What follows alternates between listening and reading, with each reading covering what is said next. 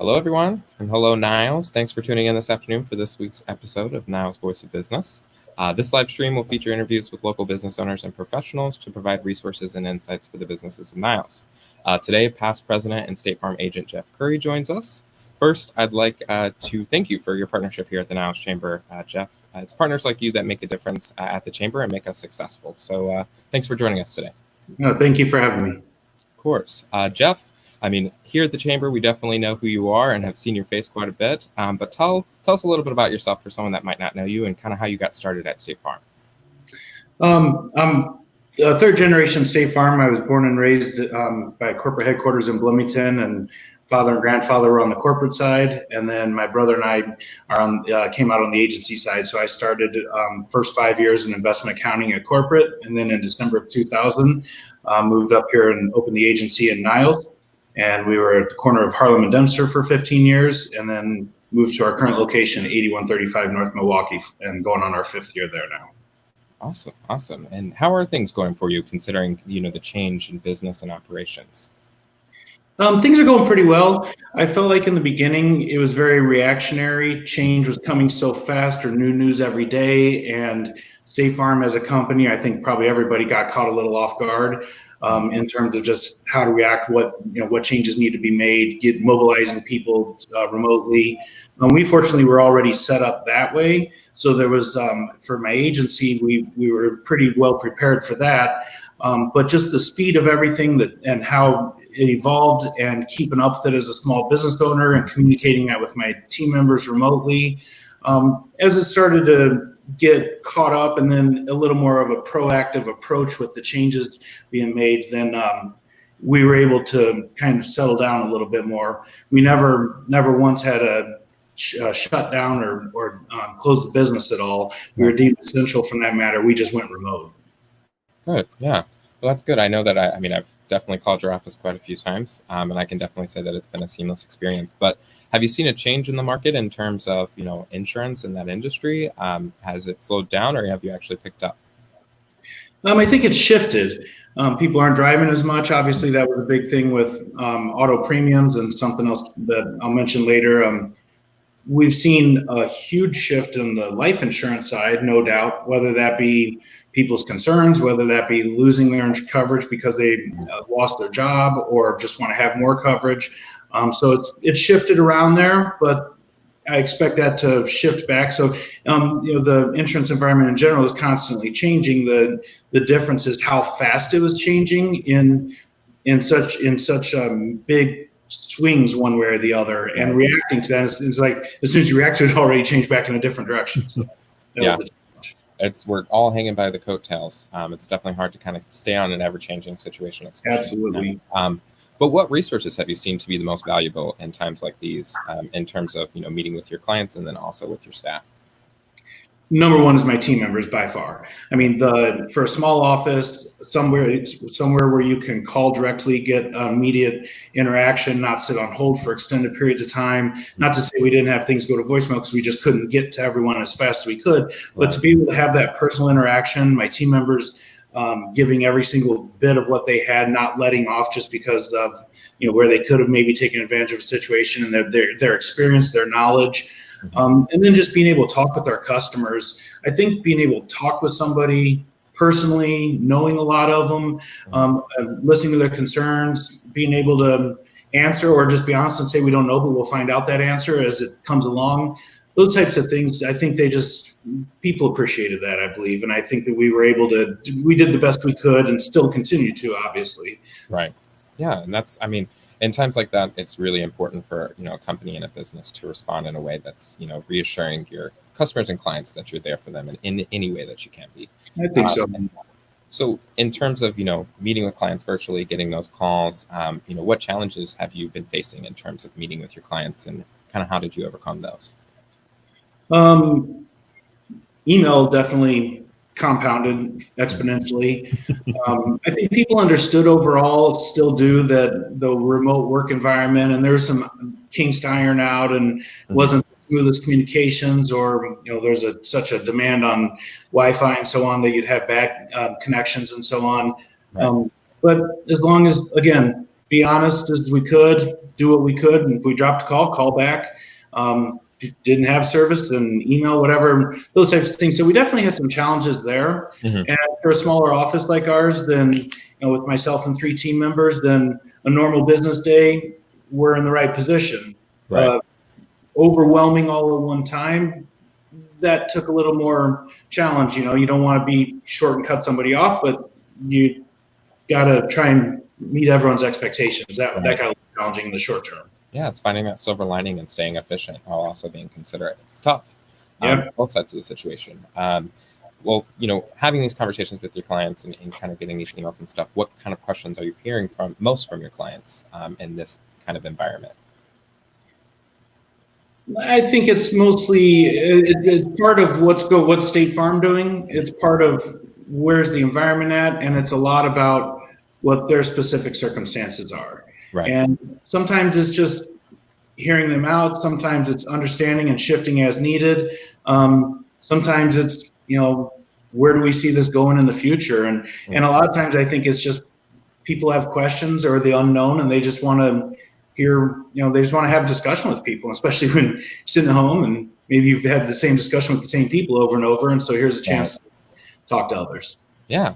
And talking about the future, that kind of leads me into my next question in terms of, can you share any ways in which you maybe have pivoted your business to keep new business coming, or, anything in the future that you might plan to do, considering now that we start to phase reopen? Certainly online presence has been, while it's already important, has been more important than ever before. Right. Personal referrals, talking to people, whether they're customer or just somebody that called in, or just randomly trying to find some kind of advice. The traditional avenues that you'd see when people are buying new cars or buying homes, obviously that slows down quite a bit. Right. And so again, I think it just goes back to the one-on-one or personal communications, and knowing that we're here and we're ready to help out in any way we can.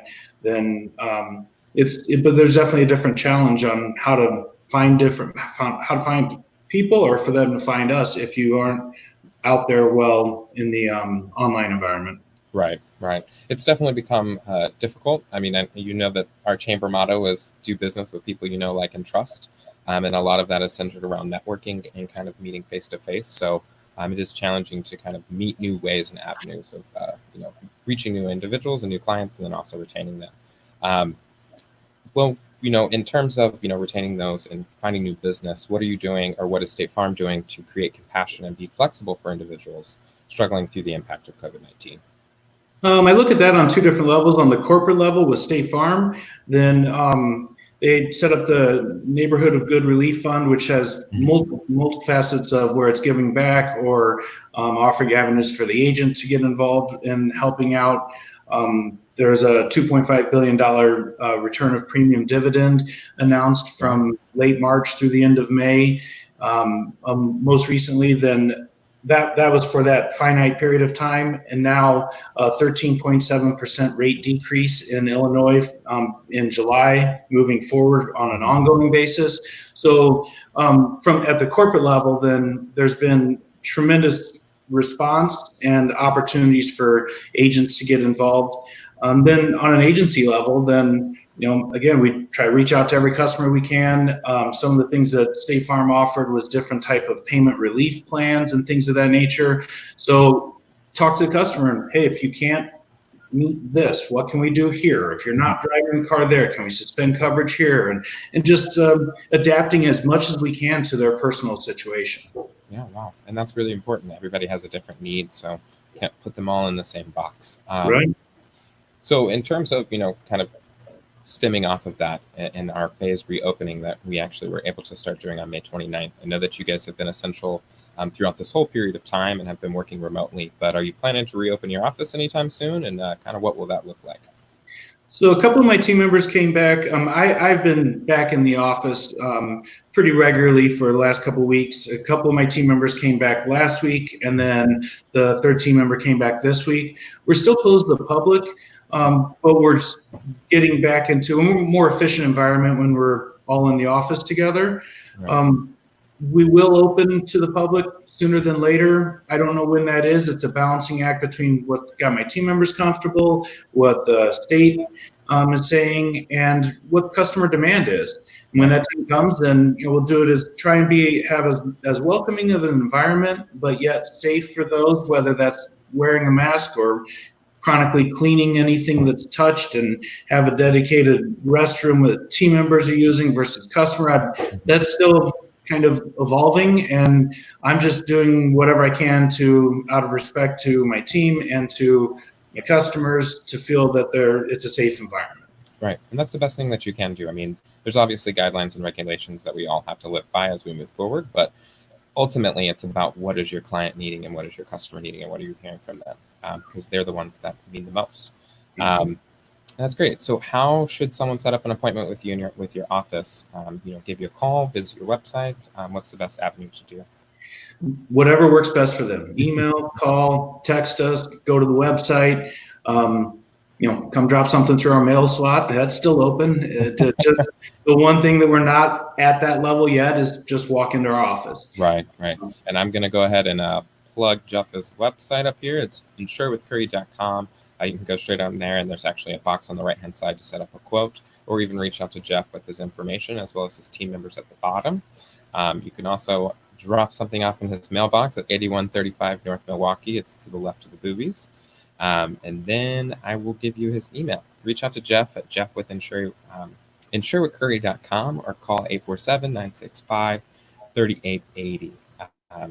Jeff, before I let you go, I want to talk a little bit about the Chamber. I know that you are a past president of the Niles Chamber of Commerce, and we definitely have thanked you for our partnership, and we continue to thank you. But what ways would you suggest to our partners on better leveraging their Chamber partnership during these unusual times? You and Alicia, you guys have done such a tremendous job staying relevant, building a different platform than what was ever seen before, or building on what you had for a platform already. And I don't think you go out and try and reinvent something there. I would recommend somebody contact Alicia, and find out how they can piggyback off the platform you guys have built to promote their business, because what you guys have done is tremendous. Thank you. We appreciate that. Yeah. Me and Alicia's lines are always open, typically not just 9 to 5. We're available 24/7. What words of encouragement would you like to give to some of our small business owners during this time? I think small business owners are some of the most resilient people, and what has happened in such a short period of time has been so catastrophic. And I'm hoping that we're on the backside of this mountain, and that has just been shoved in front of us. And hopefully there's a little bit of vision and sight that things are going to start getting back, and we can start getting back to business. And if that's the case, and you're able to fight through this tough time and moving forward just one step at a time, let's try and all work together, shop local, stay local, do what we can to support one another. And I think that we'll see a good response. Yeah, it's all about finding those partners. And another thing is, I definitely want to say give yourself a pat on the back. These past 4 months, and as we move forward, have definitely been something that we haven't seen before. And I think it speaks to a lot of businesses that are out there trying their best to keep themselves sound, and also meeting their customer and client needs like you are. But Jeff, thank you so much for joining us today. We appreciate having this conversation and being able to talk to you about some of the things that you're doing. I would just give this last plug. If you'd like to talk to Jeff, use these resources that I'm going to plug on the screen as we go along. He is always available, and we will see you next week. Thank you so much. Thank you so much. I appreciate the time. Bye, Jeff. Bye-bye.